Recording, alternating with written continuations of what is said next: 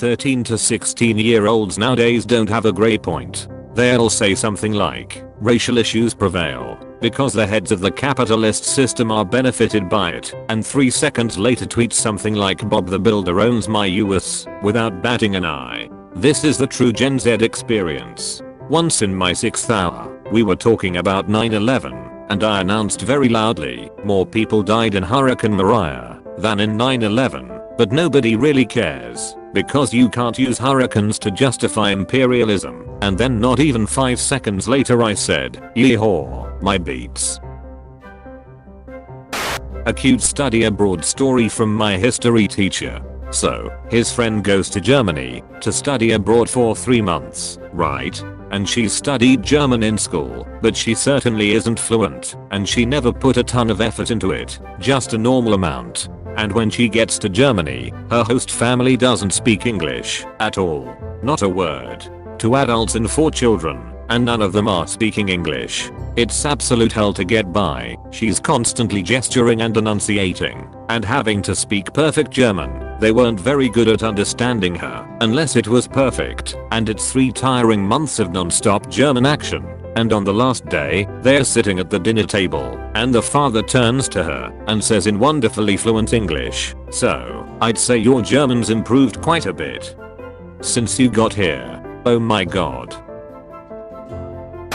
When I was 8, I drew this comic about 2 girls kissing, and my mom was outraged, and I thought it was because my art wasn't good enough, so I kept trying to draw girls kissing, and she sent me to therapy, and my therapist tried explaining homosexuality to me, and I didn't even know what that had to do with my art skills.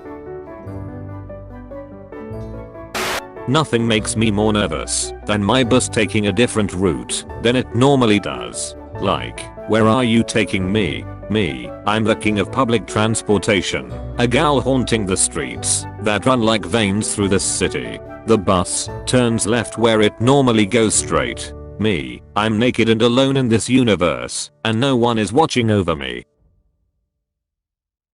A sobering stat during coronavirus fears. 90% of employees admit they have gone to work when sick. Who could have possibly foreseen that organizing the entire service economy around low-wage workers without sick leave or reliable access to a doctor might someday back? Globalization is beautiful sometimes. Stockholm, 2015, by Ninni Anderson. I love this picture so much. There isn't even any backstory, and yet immediately the feeling or theme, if this image is simply, we are all different, and that's okay. Also their heads are both red, but for different reasons, and they're both looking at their phones. They're different and the same. There isn't shaming of either woman. That's half the beauty. I was trying to get a photo of all of my baby crested geckos on my hand, and I managed to get very lucky with my timing. This is quite possibly the funniest photo I've ever taken. He scream.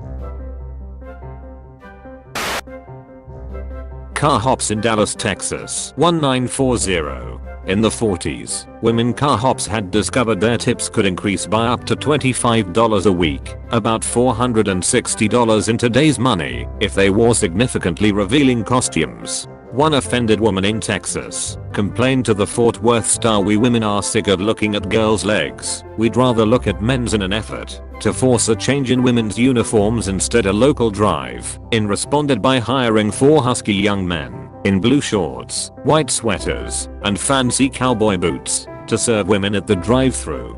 Bring this back. This is just a reminder that when Sir Terry Pratchett was knighted, he dug up his own iron ore, learned to smelt, smelted it, added meteorite iron, learned to forge, and forged himself a star metal sword, as you do, and then he put it away somewhere safe, so he wouldn't violate any UK knife laws. If I ever run a post-apocalyptic campaign, Sir Terry Pratchett's star metal sword will definitely be a legendary item for players to retrieve. Princess. Who is this? Sorry, wrong number. Come back. I'll be your princess. We will meet again in another life. I love you. I love you too, princess. I think this is the most romantic thing to ever happen to me. Lol. I told my dad to chill. And he said, I'm chill. And I said, I thought you were dad. I dad joked my dad. I'm the revolution. Hello revolution. I'm dad. A bitter defeat. A cute girl told me she has lots of plants in her house, and I told her, for some fking reason, damn, the oxygen at your place must be mad crisp, and somehow still got her number. So, chase your dreams. Nothing is impossible apparently. Bro, my dad went to dinner at my favorite Mexican restaurant and said he'd bring me home a burrito, and it's fking 9 PM. My dad is having an affair. Dad brought me the promised burrito just now, so here's my obligatory post exonerating him from infidelity. That burrito was fantastic. I'm inclined to think my dad has never had sex in his life. Do lesbians just naturally glow? Is that their job?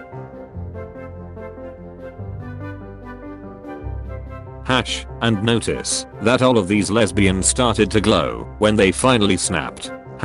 Conclusion. Lesbians are glow sticks. How dare you hide this in the tags? For zombie apocalypse stories I think I've ever seen. How the F did you know that would work? I didn't, dude. I just fking panicked. Reasons why Snape hated certain characters. Harry, because he looked like his father, who Lily loved. Hermione, because she was muggle-born, reminded him of Lily. Ron, because he had red hair, just like Lily. Every Gryffindor ever, because Lily was a Gryffindor, and that kind of reminder is a heavy burden to carry. Hedwig, because she had feathers, and Lily used to use quills. Lockhart, because he reminded him of how he was locked out of Lily's heart. Hagrid, because he was half giant, and his love for Lily was giant. Would you like some water, Severus? Water? Sobs. Lily used to drink water. Beautiful Native American fire opal blade. Kill me with this. As my vision fades, I whisper, aesthetic. When you are doing a group activity in class, and your teacher puts the smart kid in your group. Behold, our next supreme. When you are doing a group activity in class, and you're the smart kid. Capitalism. Under communism everyone would just be a drone with no individuality. Also capitalism. Lee. Huh. What pride flag is that? Oh, Lee guessed the word. The word was Germany. Our pilot was just like, ladies and gentlemen, I hope you realize you aren't on a normal flight. And his tone was all serious, and everyone just paused, and I started having a panic attack, thinking it was a terrorist attack or something, and then he casually goes, we now have 100 calorie Oreo snack packs to offer you. I can't feel my legs.